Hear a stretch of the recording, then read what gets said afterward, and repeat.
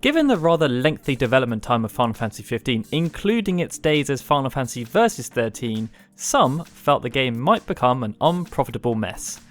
These feelings became a bit more pronounced during Uncovered after Kotaku reported that Final Fantasy XV would need to sell 10 million copies to recoup its development costs.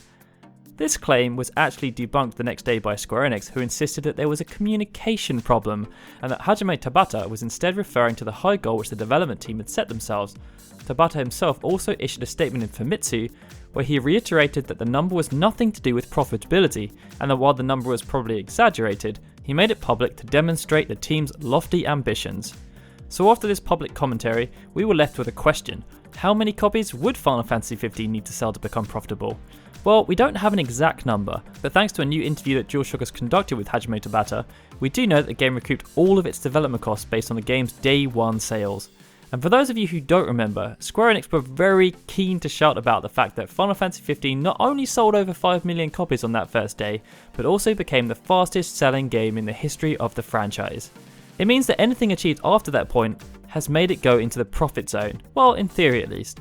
It was revealed on the 9th of January that shipment and digital sales for Final Fantasy XV had exceeded 6 million copies, and with the Holiday Pack Plus launching on the 24th of January, the game's income would have further increased. But in the same series of interviews with DualShocker, it was also revealed that the majority of the Final Fantasy XV development team are still working on the game full time, and have been since launch, which of course will lead to rising development costs.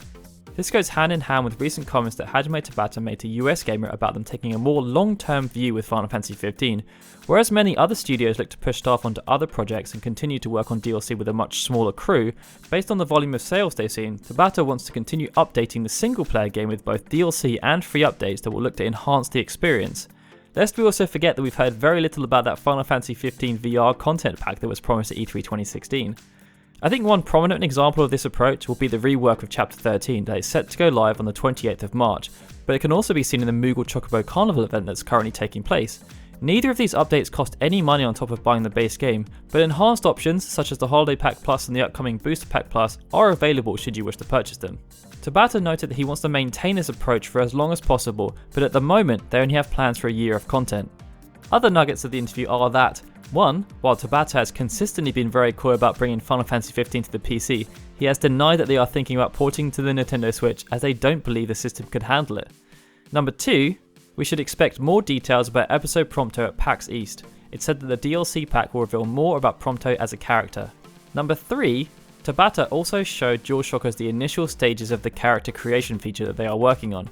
He noted that it is unlikely to wow anyone at this stage, but it's still progressing. And wait, what? That Libertas' face being used? Well, Liam Mulvey, the real-life personification of the character, seems to think so.